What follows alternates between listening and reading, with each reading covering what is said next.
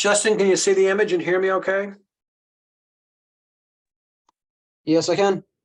Great, we'll get started. Welcome everybody to getting closer into the semester here. I'm going to review some of the key dates here one more time.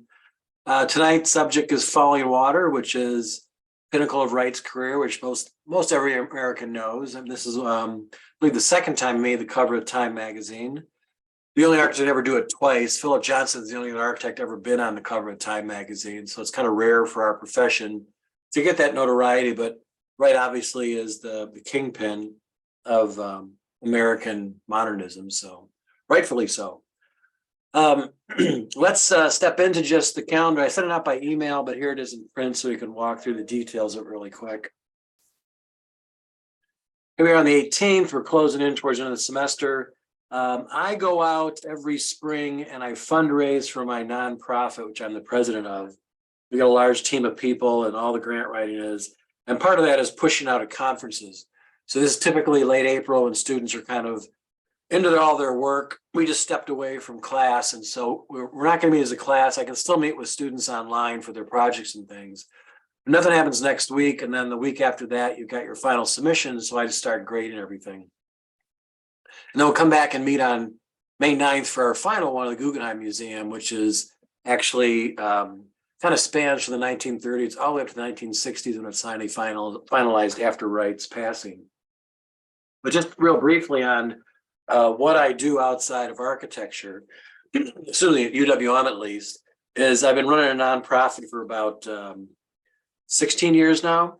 Probably a couple years before that, just in person, and then realized the digital age, we could make a website out of it. So our initial, let's see, 4x4, our initial 16 journeys are now up to 350. So if you just someday open up your phone and look for next.cc, there's no login, there's no fee. It's free to anybody that's got a phone, laptop, or tablet. So our numbers are increasing across whatever, I think there's 196 countries now, and almost all of them have ticked on Google Analytics some of the journeys here at one point or another.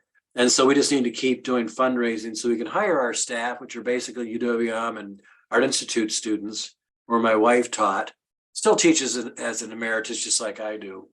But we kind of are throwing some fuel on the fire here to kind of push this to the next level.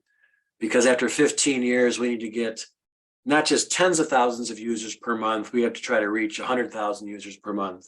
And we just need more people to know about it. So that's what we do at conferences. So I'm going to step away in person to do that, but I can still obviously be online all day if you need me for anything. So check it out sometime. It's really meant for a target audience of kind of the middle school child who finally starts to be a designer for themselves. They start to choose what they wear, what they eat, their hairstyle, their glassware, their backpacks, whatever it is, they want to have a say in that. They don't understand that's a career, that the design spans multiple scales. And so we started out more with architecture, we dove into product design, and then pretty soon after that, it was all about climate and environment. So now every design journey is looked through an environmental lens. So look for that someday. Tell me what you think. It's kind of cool. We've got students that are going to work with us this summer, and we're always looking for help. It's a moderate university hourly wage when you work for us. And so basically you develop the journeys based on teacher feedback, and then our editorial staff smartens them up and we post them. And it keeps moving forward like that. So that's next.cc. Again, if you just go to Google and type in next.cc and type in your word you're interested in, it's probably on Next. And it'll take you right to that journey. So our search engine is actually Google. So next.cc, and you type in an extra word, and that's our Google search engine. So that's where I'll be in the next couple of weeks, trying to drum up some money for our stream of young architectural engineers, kind of building out the language there. And then again, the final submission now, I get everything placed on the wall there. Obviously, I want UWM to print and post their own in case they're in color. And then UWM, you'll mail them to me, email them to me with a 300 DPI JPEG, and I'll print and post for you on the wall.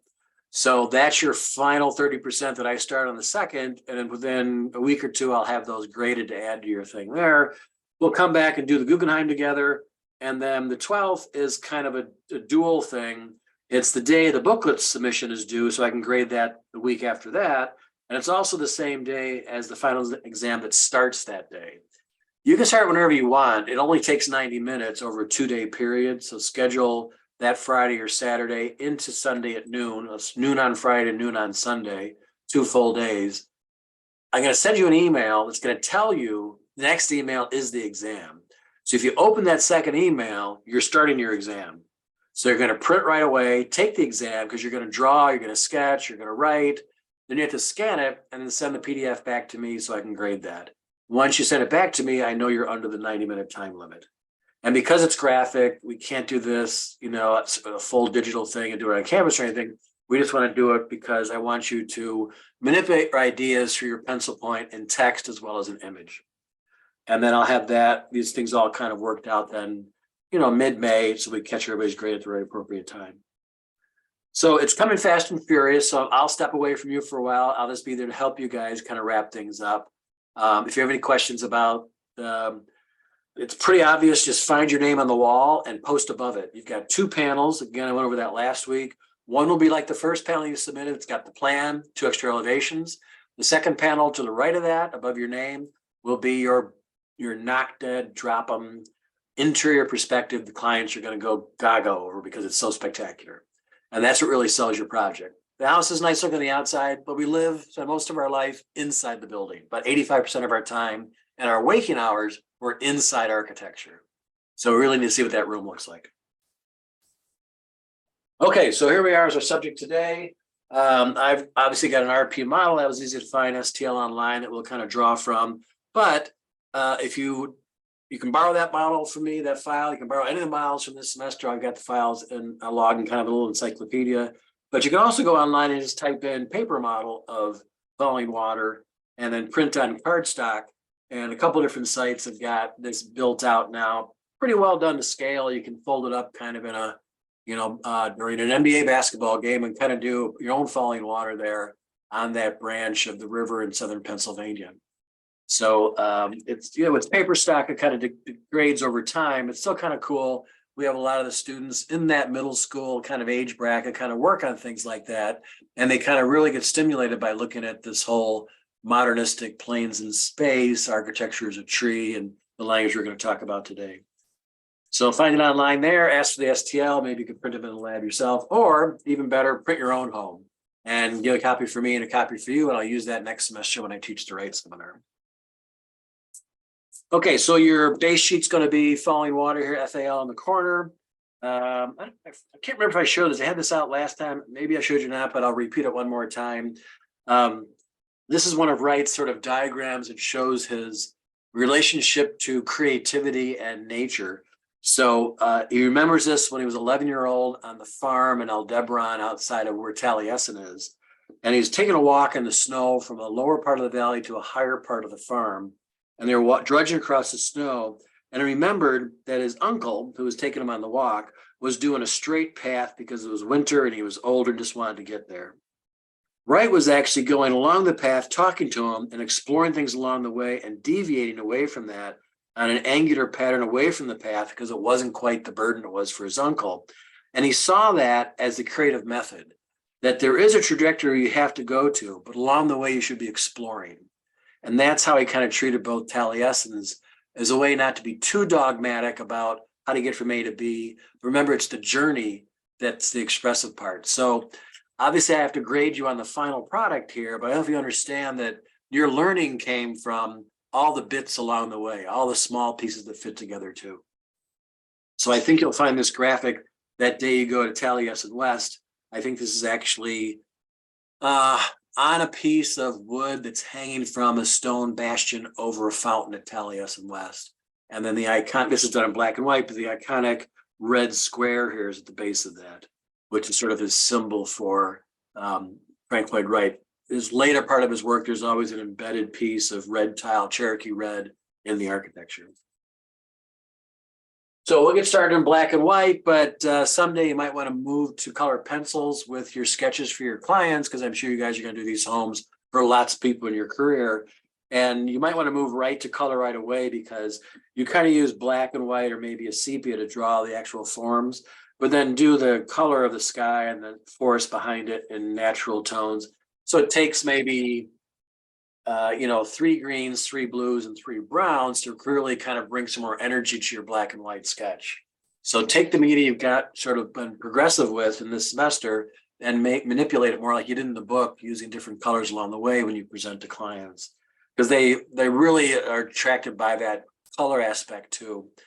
And if you're looking for a Wrightian color palette for your interiors now, go to Pittsburgh Paints, because at one point they did a line that Frank Lloyd Wright colored for them. So you can find the Frank Lloyd Wright color range within Pittsburgh Paints. I think they even brought some of his paints back on the market. But back in the day, in the 30s and 40s, there was actually a whole suite, like 24 of them, to be in that genre. Okay, so Fallingwater. So we will establish first, because it's obviously a series of planes in space. And the typical, most prosaic station point to photograph that is not by the house at all. It's actually across the waterfall from it. So what happens on site is you kind of meander through a forest. This is a tributary of a major river that runs beneath this on Bear Run proper.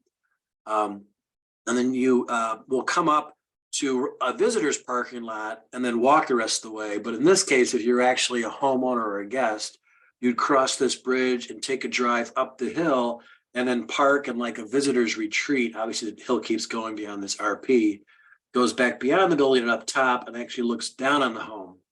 So the homeowners would also park up there and walk back. And there's a little bridge that connects the house to the parking area up above. That's now been converted. It was initially converted for visitors by the son, Edgar Taffel II, when the house was put in the Western Pennsylvania Reserve as a historic site. And then eventually, I think in the 90s, another architect came in and built the visitor center up there proper, based on Wrightian language. So then you come down the hill, end of the home, you see kind of in plan, it is a great, beautiful square here with a big, huge axial Z-axis tree that kind of anchors the corner of it on this side. And so the view then that most people photograph, we're going to draw from, the most iconic view, to see the idea of the house above the waterfall and actually in it as well, the stair drops you down into a plunge pool, is to go across back over this way, cross over the hill so you're on this side of the river, and then look back up to it. So our view shed is going to be more like this, what we're aiming for. So that basically even the lower deck will be above our horizon line. So we'll find the horizon relative to these planes in space. And once we have those set up, the rest of the planes will kind of fall together for us. So from the corner of our principal boxes we have here, they're all perpendicular to each other. So we'll just find those marks. And you can see the one at the top of the biggest piece of masonry is the one that comes down with the greatest rush to the horizon line. And it'll eventually meet then where the more shallow ones meet. And in this case, it'll be, because it's such a low planar building, both vanishing points are going to be off the page to the left and right. And so our horizon line is actually just beneath this piece, going obviously parallel at the bottom of your paper, about that eye height, all the way across there. And we'll burnish that out with value down when we get to that later on. So really our subject matter is completely above the horizon line in terms of the architecture. And the rest of the subject then is the mass of the flowing water that comes down at the base of the structure. So first we'll put our planes in space. And once we've got the rigor of those floating there, we'll come back in and start to add some of the language of the forestry there, not as the primary subject, but as supporting cast for this stitched into the culture of the language and the nature there. So we'll simply drop down and find the edges of these cubes first, and they're sort of very flat cubes, obviously. And then this primary one we see here, which is the walkout for Mr. and Mrs. Kaufman's bedroom area. They get an enormous deck off of their bedroom area, is then a shelter for the space of the living space below. And so there is projecting out the base a little bit of an awning that's out of reinforced concrete as well, that projects out even further toward that horizon line and then returns back to that lower level. And then we see the edge of the glazing for the living room. And then the lower level living room also has its deck. So it also has that appeal of large sort of branches of reinforced concrete. And what we're looking at here isn't really a wall, it's the railing. So 3.5 feet beneath that is the flooring that projects out from, but he's made that mass as if this whole thing is one big flooring element. And yet the person's height behind here is probably right about that level once you're standing in that space. That kind of gives scale to where we're going here. And up above that is the third floor of the building, which then would have been either guests or Edgar Jr.'s bedroom when he would come and visit the family on the weekends. Because this is a weekend retreat. They had land here and had some old cabins for years. And then after the son read Wright's autobiography, he enrolled at Taliesin. And then obviously the parents dropped the son off. They came and visited his son his time there. And eventually they kind of had a sit down with Wright about doing this project on their property in the forested area on this river south of Pittsburgh. Then we come up to some of the vertical throws. So now our horizontal slabs are pitching vertically, and they'll drive right down through the center of the project here. And then rotate back toward our left vanishing point. After a certain point, it steps down. And then steps down again. And then we've got some of the mass of what's in the distance beyond it, but that'll get lost in the forest here. That's sort of the background. And then some of our foreground of vertical members shape some of the masses are going to come out towards us. And their plan type is not unlike what the people who are doing more Usonian homes. It is the idea of a lot of mass and enclosure as you enter, and then the box opens up, and so you come diagonally across a big rectangular orthogonal space, or you enter the kitchen area from a diagonal, or you enter a deck area. And so everything is the idea of seeing across the axis of those interiors, like your interiors are doing now very, very well. And then to pop up to the second floor, it's the same presence of those vertical masses rising dark and deep and high, so that when you're in the interior of the home, it really has, it's almost sort of jarring how dark and foreboding the inside is. It's almost cave-like, which is a little bit off-putting when you go there, because you expect it to be a spectacle of nature and light and airy, where in fact it's very deep and dark and oppressive in the interiors of the master bedroom.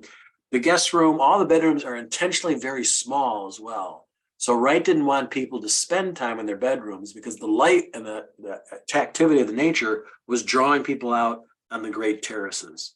So whether you're on the third floor looking at those terraces down below, or on the second floor, on the lower level that gets you down the splash pool from this stair, from the actual living room space, the idea was to be part of the forest and to be part of the motion, the noise, the activity of Bear Run beneath you. But it's the same language you're working with. It's just that I don't think anybody here's got quite the spectacular sight that Wright had through the Kaufmans. Okay, then over here off the kitchen, that's that terrace from the second floor that comes down to it. And that butts into the stone wall at this point. And then we have to remember that because we're still above the horizon line, we see the underside of all these plinths. So we'll come back from this corner to the left vanishing point, and from this corner to the right, and to the left, to the right, and to the left. And that way we kind of see the depth of space that goes beyond what we're looking at here. There's a piece that gets us up, and it's also stepping up the hill. So this level here is actually lower than what'll be the next tier up here. So the nature's coming up to this point, and that's where that wall will meet it. And so it keeps coming down lower towards the house proper.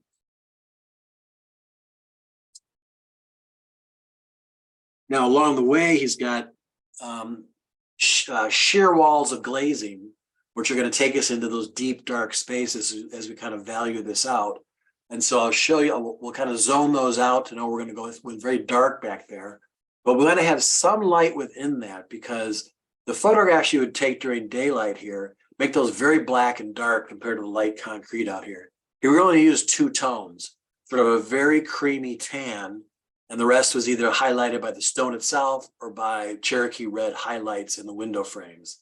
The rest was just the nature around it and how the sun played on it. So it's not a very colorful building. It's very neutral because the drama here is really about nature. So what we'll do then is come to the zones here where from this point of the corner living space back to where it turns and then meets the underside of this one is a series, and we'll variate these because some are doors and some are just plates, but they march across and kind of create a signaling of lightweight machine type of openings within this sort of mass of stone and concrete. So he matches the delicate with the very, very powerful language of reinforced concrete today.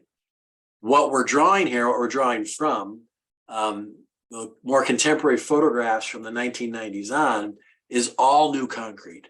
Because from the 30s until the 90s, 60 years of being penetrated by a really moist forest sitting on a river was very deleterious for the concrete because concrete is absorbent. It wants the moisture to come through it. And once it sucks the moisture in through a sort of thick and thaw and back and forth through 4 seasons, the damage it does isn't in the strength of the concrete, it's what actually keeps this concrete up in the air, and that's the steel. So the reinforcing got damaged because once the reinforcing gets water and moisture in it, it corrodes. When it corrodes, it loses strength. And so what happens over time is these start drooping and actually become hazardous. So imagine this thing completely taken down over the course of the 2-year process of restoration. And all you had left were the vertical shafts of just compressive masonry. Then they had to re-pour and re-institutionalize all the scaffolding for it to put the new decks on with a higher strength concrete, which has gotten better over decades, and a different cross section of where the reinforcing is compared to where Wright put it. Wright actually put it kind of state of the art back in the day, but it was simply too close to the exterior of the concrete. It had to be deeper set in that. But you wouldn't know it was a different design. They were really fastidious about making sure it was clearly still a Wright structure. So the next one over here is to come to this zone, and we're going to come to a wall, and that's where a 2.5-story glazing comes around and comes pretty close to our horizon line, but the bulk of them are still rushing back toward our right vanishing point. And this is all that red steel framing for glazing that help light the kitchen area and then links between 2 floors here. So he kind of takes a corner of the building and makes it more transparent in the vertical shaft.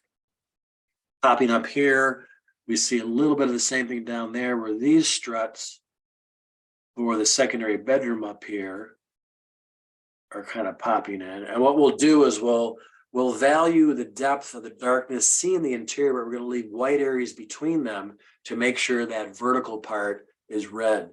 Because what we're going to see in this particular view, not so much the bedroom, is we're going to look up beyond this balcony into the living room and then out the other corner because the glass wraps around on the other side. So we see darker views of the same metal wrap around that corner, and we see the rest of the house then, which is behind us over here. As we move from this corner, there's still more architecture off to the right over here that we see through the living room space. And that piece ends right about there on the balcony below. And then before the balcony, there are the sort of the vertical struts that support that pier.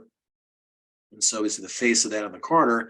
And then what Wright did to make this thing seem even more aggressive in terms of projecting out is he did angular bastions that would support the movement as it moves across. So it wasn't just right to the edge and straight down with a column. He tapered that back. So he used the power of the triangle to make it seem even more daring as it projects out that way. And on this end, we see a little bit of the movement of the dropout stair. And he has stringers for it, but it's actually the treads we really see most because they're more delicate and it's open air. And those will follow back to the horizon land too, as it drops down to water level. So when you come through the floor and the door here, it actually is above. It's got like a screened in box above it. Open up the screen, come down the stair, and you really jump into the river, and then it's got a boxed out area beneath it where it doesn't take you downstream to the waterfall. It contains you in sort of a little type of natural swimming pool. So that gets us to water's edge, and that's why we're here at Fallingwater, is at this particular point, that's where the water kind of crests and it's horizontal flow. So we'll see the top of it come to this pool and then go off to the right like this, and it's very level to the horizon line, but that's beneath our horizon line now. So we're a little bit above what, so we see a little bit of the top of this going back in space as the river proceeds from uphill in the valley and then comes down to this point. And then there's an enormous boulder just beneath the house, which then is the final descent area for the water. So we'll kind of show that boulder here. And then just off to the right of it is where the water comes, it kind of hits that point and then shoots down our shaft. Now there's a vertical throw of water, and you know when water hits that and it cascades over the water that appears dark and streamy and kind of like a flat river up above, which is dark, then becomes sort of very, very white and powerful with all the effusion of water and bubbles in there. So we're actually going to leave this white for now, and we'll add some value to it later. And so the thickness of that relative to the house comes right about to here. And then it hits at a point right about here with this lower line here, and then starts the stream again, which cascades down. And so we have a waterfall, a flat that comes to this edge, and it also cascades off our page.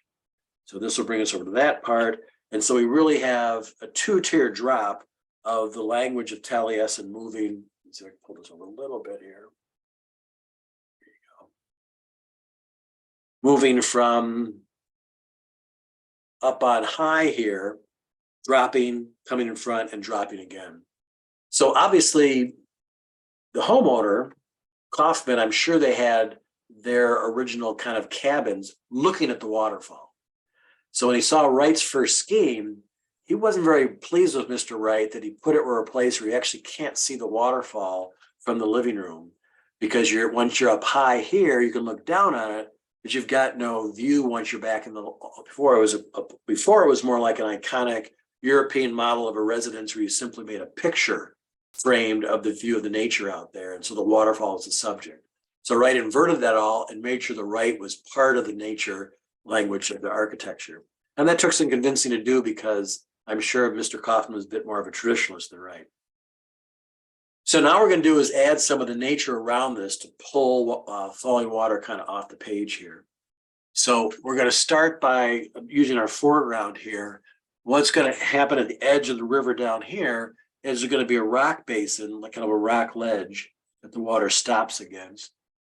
And we'll carry that all the way over here past the waterfall, because once it drops, it'll be off our page, but that rock will kind of follow that cropping. Then on top of that, we actually see a little bit of depth of the face of that coming. And then from there springs the bottom of this rock, this huge boulder, which steps over here. So the foundations were terrific for this, because they're sort of from a glacial age of being great foundations for it. And then from there springs a bit of the forest. So we're going to do some softening right here and put just a leafy type of shrub type of tree, and that drops all the way down to this basin. Then there's smaller plant life that addresses that. So we're going to have nature kind of dissipate out as we get to the edge of the final deckway over here on the left side. And as we come over here, we're going to see more mature trees that will simply work at an angle condition coming off of the terrain as it comes up high.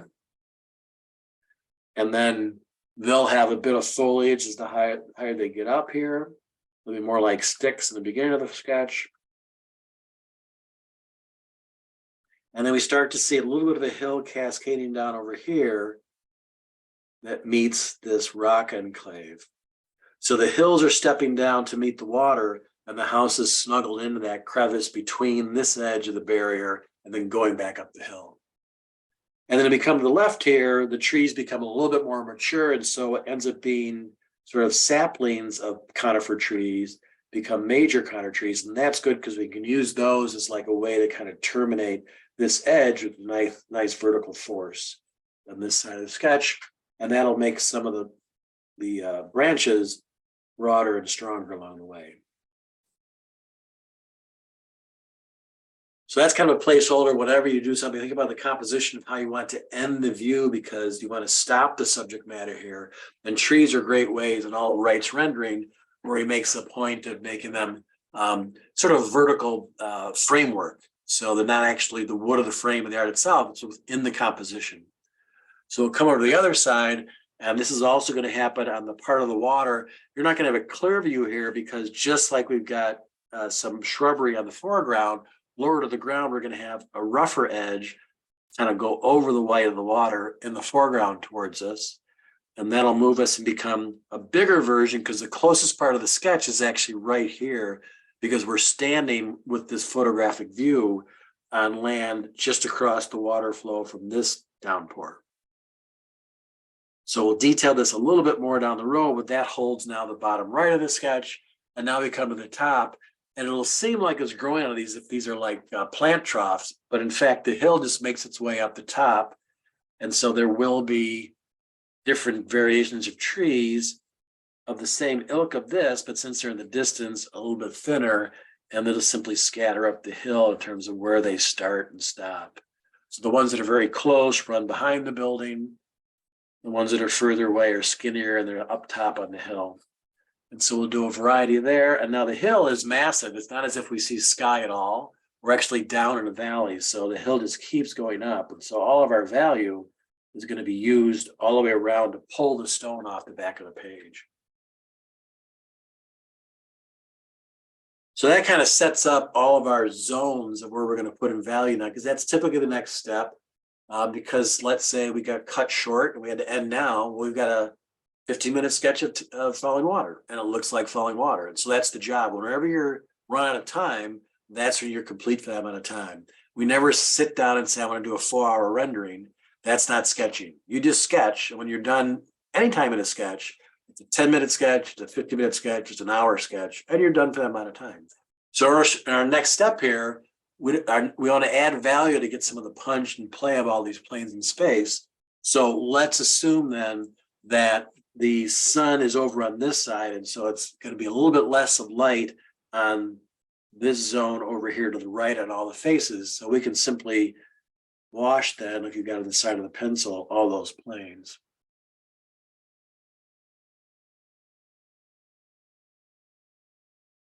So all the ones are going to be parallel here in space. You're going to see a little bit of tone, and then we leave the other one facing in the perpendicular direction to be stronger.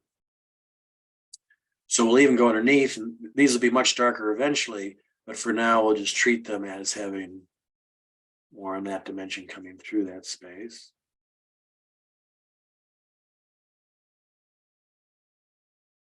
Let's see, this one comes up to this point.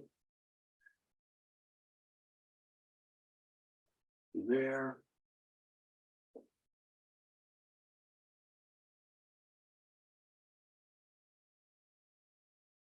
In the back over there, it's up the hill more. That's a start. It gets us help, and now we're going to push in the same type of depth with the language of the interiors. So we'll start over here with the living room. We've got white here because we see through it, but after a certain point right about there, we're now looking at interior walls. So we're going to sort of panelize those interiors by having planes of dark in between our buttons for the windows. They're going to march us toward that interior.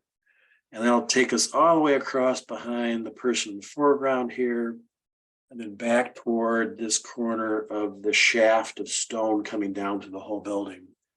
And that's our last little bit of dark area, kind of in the center point of our subject there. And so that'll pull the eye from this lip of bright concrete into the depth there, back to the bright concrete, into the depth on the second floor as well. So we'll come to the edge of the stone wall here again, and we'll put in those vertical lines for the bedroom area for Edgar Kaufman Jr. up here. And the next big plinth obviously is down here beneath, which is receiving the least amount of light because it's been coated with a series of planes above it. So between these piers then, We see a lot of dark in the background on the underside. The last little bit of deep value we'll see is from the kitchen down to the first floor, the sort of vertical shaft. This will take a little bit longer because we want to keep the value of the Cherokee red brighter than the interior. So we'll simply do square-like forms on one side, marching down. And then there's a triple depth of the same kind of square issue. And some of these are actually operable on the side over here. So we're not going to treat them all identical and just kind of sketch those in. So we get a feeling for that now. And up top here, there's an access point onto another secondary deck. There's the side of that concrete, and then the depth of that opening to a doorway. And so those are all the parts of the architecture that face us. Now we'll come into not the cast shadow, but the shade side that's perpendicular here, and the shade side is completely underneath the structure. So that's receiving no light at all. So we'll come back into the undersides of the decks and make that a hair darker than our current shade, all the way across that body. And it'll come off the tip over here and help really float that space above it. Turn that a little bit. Same is true here. This cantilever's out a little bit from the living room, and then a lot more on the river side of it. Projects out to the point, and then this one wraps around and projects out over the bedroom area up top. This one floats as a plane over here.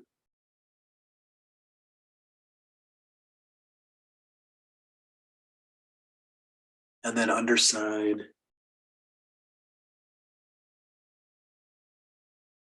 This plane over, which I believe is the western edge. Kind of on a tilted axis, is not true north, south, east, and west, because obviously it's on a meandering river. And then finally, we got the play of shadows now that are cast by all these. And so coming from the light being over here, it's going to kick in, and the part back here will see less and less light. This will cast a shadow here. And this will cast a shadow onto the wall over to this point. The shadows will throw all through the stair back over here.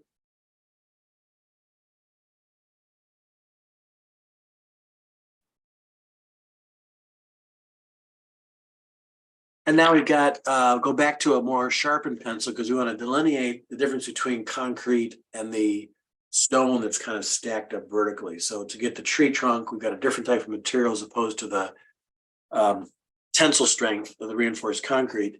So obviously there are tens of thousands of stones here. We want to draw them all. So we just have sort of a system of kind of having a shaky line that's a semi-irregular, still following the horizon line and getting down to that vanishing point. And we kind of just create a symbol for it that it's not all the same strength of line work here. You just work your way across to get the feel of that texture on all these. And it will come back in and highlight and show a bit more later. Some can be just left, right, skip a line, and kind of detail it in that way.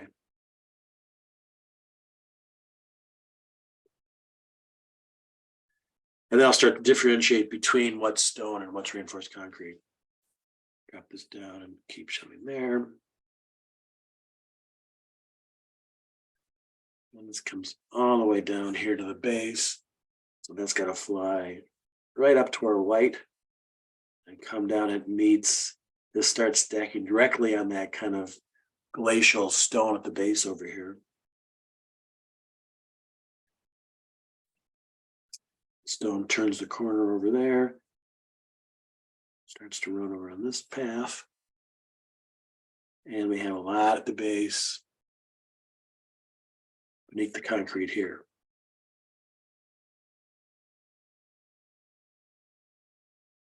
And these are concrete pours, so they're in the shade anyway, so it's not really a detail.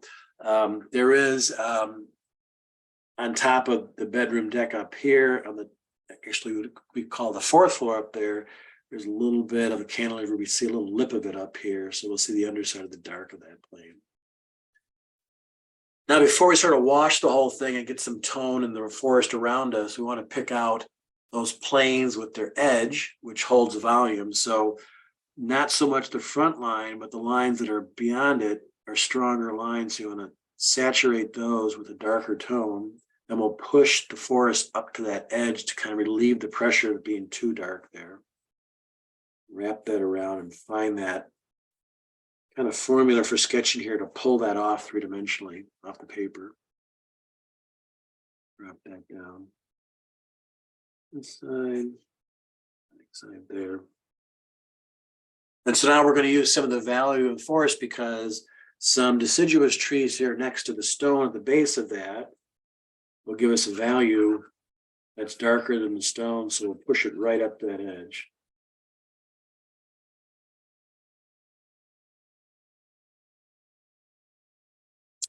And then vary that up to this plane of the architecture in the backdrop there.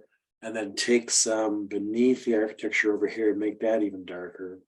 Make that plane float above.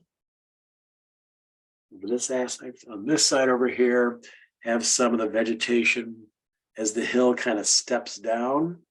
We drew it a bit over here. In the distance, it'll come down a little steeper in terms of our view shed of that. So that'll be a plane of tone. And that'll be a lighter plane of tone. And the hill that's farthest away is even lighter than that.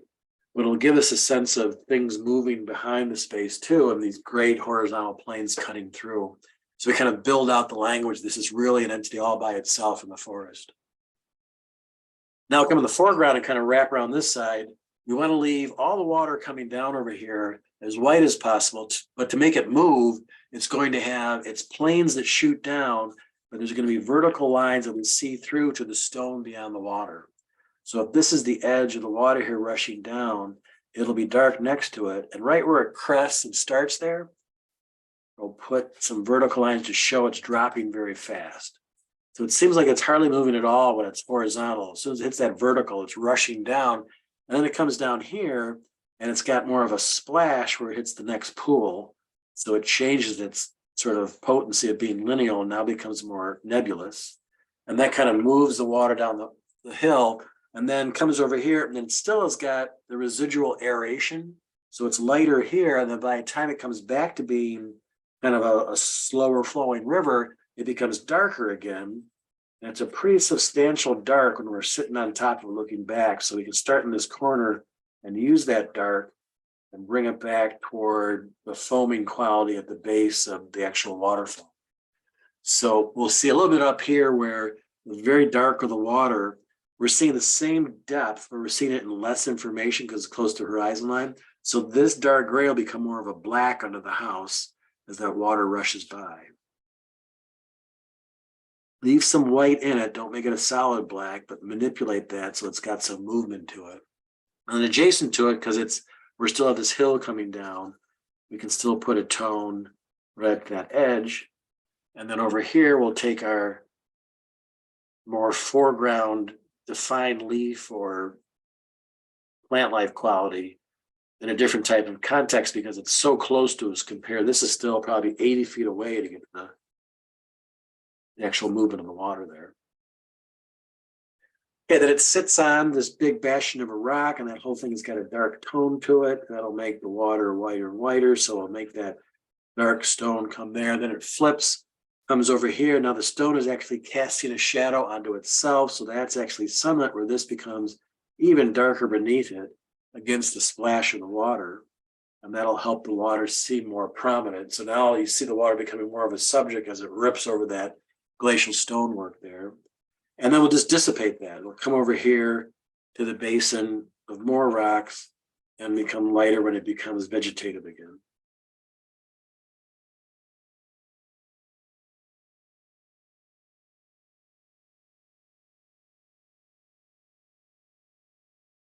And if you like to exercise more of a stronger formwork over here, take one or two of the tree trunks that are actually thicker and more mature And you could give a value to those, but again, not too much detail here because this is setting up the subject. It's not really the subject itself. And then maybe at the base of those, they could have a stronger profile right where they touch the architecture. Coming up that hill.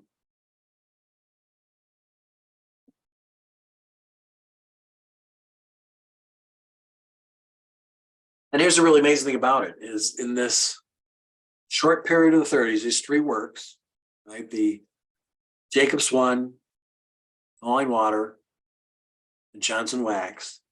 Wright started these projects in his mid-60s, 67 when he was working on the Fallingwater home, which is amazing for that part of the century to have that longevity and that creativity still flowing. And he kept practicing until 1959. So it's really a remarkable accomplishment. And it needed a client like Edgar Kaufman, and probably more important, Edgar Kaufman's son, who became the catalyst for that relationship when he worked with Olga Vanna and Frank Lloyd in the fellowship. I think he was there 1934-ish, and so was kind of front and center with Wright, and that's that story that Wright was going to, Kaufman decided he'd surprise Wright because Wright had said he started the project and he was going to come up and see his son, but he didn't actually tell Wright he was on his way until he was making the transfer of the train in Chicago. So he had about a 3-hour train ride and making his way to Taliesin, and Wright hadn't started the drawing yet. And so all the apprentices who were working with Wright on the project who were responsible were very, very nervous about what this first meeting with, in a sense, a multi-millionaire businessman and Frank Lloyd, how it would go. And that's when Wright did his version that you've seen in magazines and covers of things. And we kind of sketched another class really quickly in colored pencil. And he had this ready to show Mr. Kaufman when he showed up. And so he's very pleased with that, although not so pleased that it wasn't the placement of the home, but the image of it was successful to keep the project afloat. It's got unusual numbers to it because it's hard to figure out how inflation makes this and what the property would be now to kind of rebuild it. But the original estimated cost was $35,000 in the mid-30s.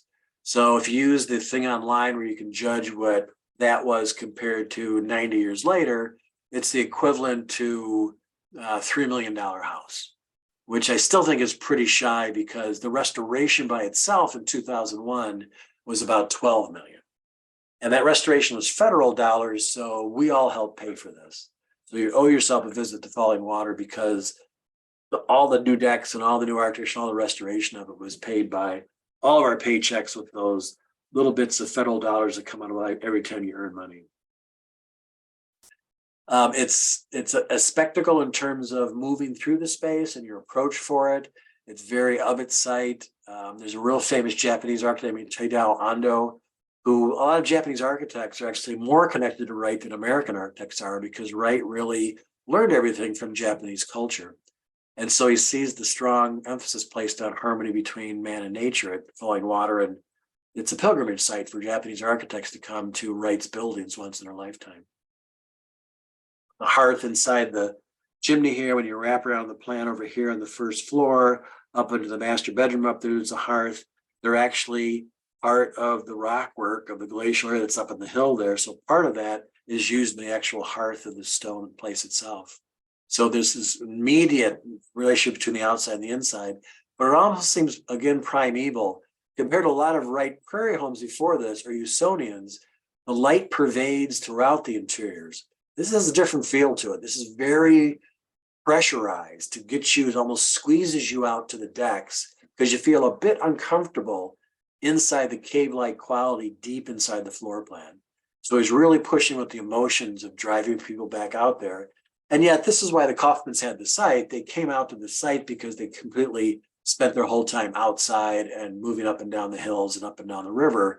And so that's the lifestyle now, the home proper. So maybe we can come back over here and show a little delineation of the stone turning the corner now. We kind of wrap things up here this way as well, and maybe do a little more detail right at the tip and less in the body of it. Maybe complete some of these squares here, kind of gray that whole area out because you really can't see too much detail of light in that pathway there. And then underside this piece, it's a little bit darker and casts a shadow as well as that floats. If we drew somebody up on this deck, they'd be about this tall with that 3.5 foot balcony there. And then maybe because it's so close to the sculpture here of the building, we have to be more articulate with that kind of mid foreground bush-like tree. So we'll give it more of a canopy of an edge next to the building. And then maybe you can give it a little bit of a structure as it grows out, probably from one side. And a good way to do trees that are kind of half subject, half just sketch is to start their structure and then don't show it and show some more, and then don't show it, show a little bit more. And so it's peeking out among the leaves there, and then come back to the edge of those openings and do some details. And that way your value can come right up to it and kind of hold that as a three-dimensional object at the base of the building.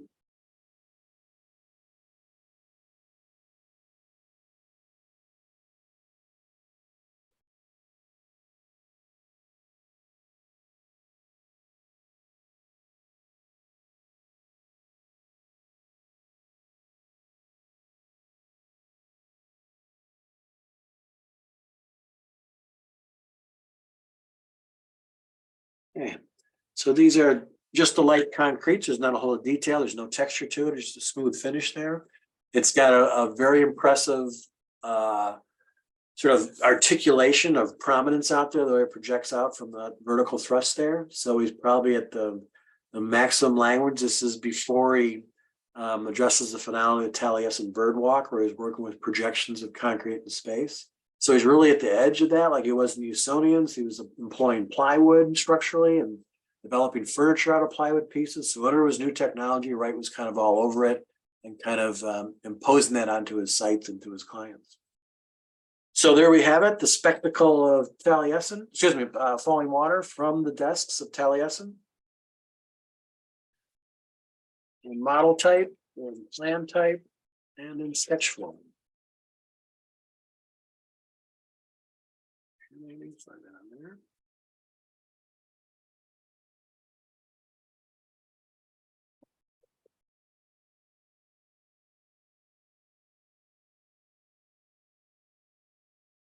And I think if you go online and see any of the information from the site, it'll also speak to another Usonian home that I believe has got a hipped roof to it for you. And so if you've got that in your genre there, look at Kentuck Knob, which is in the same district here. A lot of people visit the two at the same time of Pennsylvania.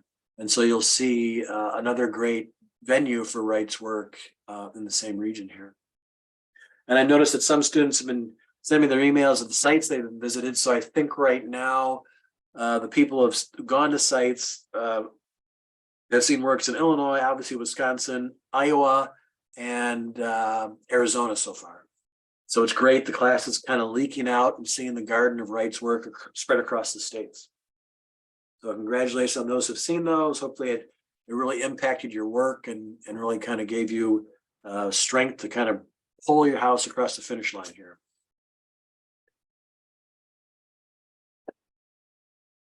So that's what I have for you tonight. Any questions? I can stay on for a while. Otherwise, good luck with wrapping things up here. Again, look for your space there on the first floor. The rest of the students in the building, I've been telling them about the work you're doing, and they can't wait to see it. I think it'll be a great composition for the whole course and have all the homes side by side there. I'd also like to, once you print, I'll probably be asking some students to send me files of their work too, just as an archive.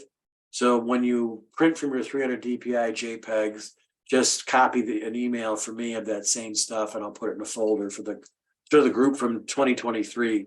And so I can see over the years how houses and your intentions have changed over time.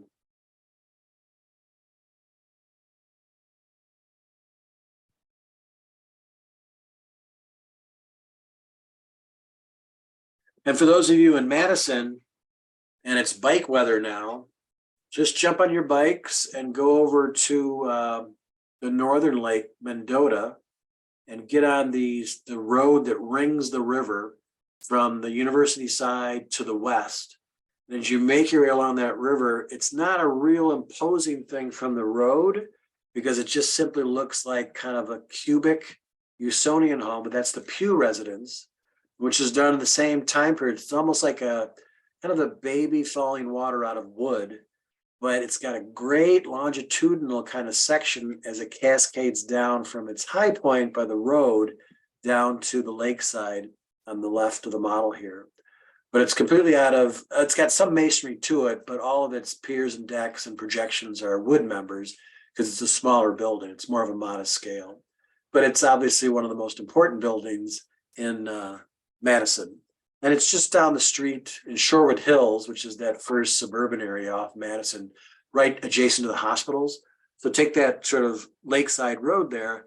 And you could even contact the owner in advance because he's really accepting the students. He's a more contemporary owner. The physicians finally moved out, I think, in the 2010s. And so I jumped on that right away with the new owner, and he gave us a tour of the home right away. So he's one of those kind that wants to talk about why he bought the Wright home.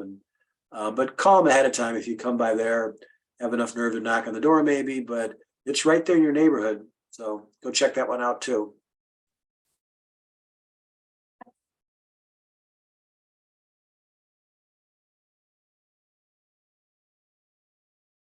Any questions about Fallingwater or about the rest of the semester, Wright in general?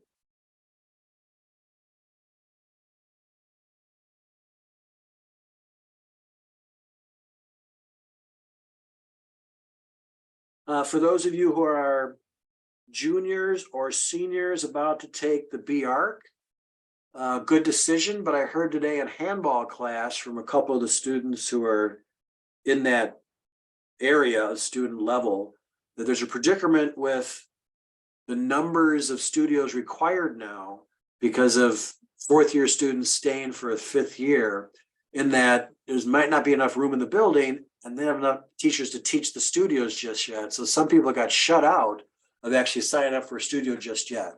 Obviously, there will be studios for you all at some point, but the selection process couldn't accommodate it right now because of the reception the B-Arc has now to finish your professional degree in 5 years instead of 6.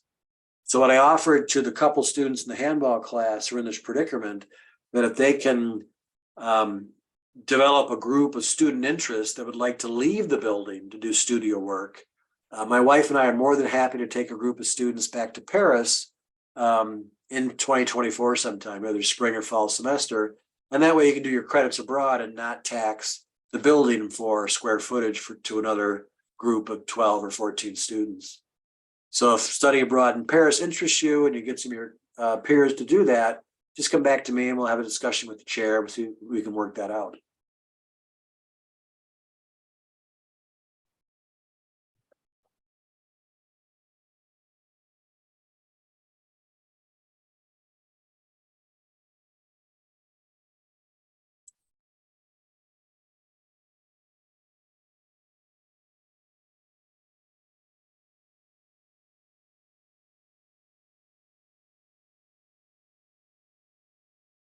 Any questions from the group?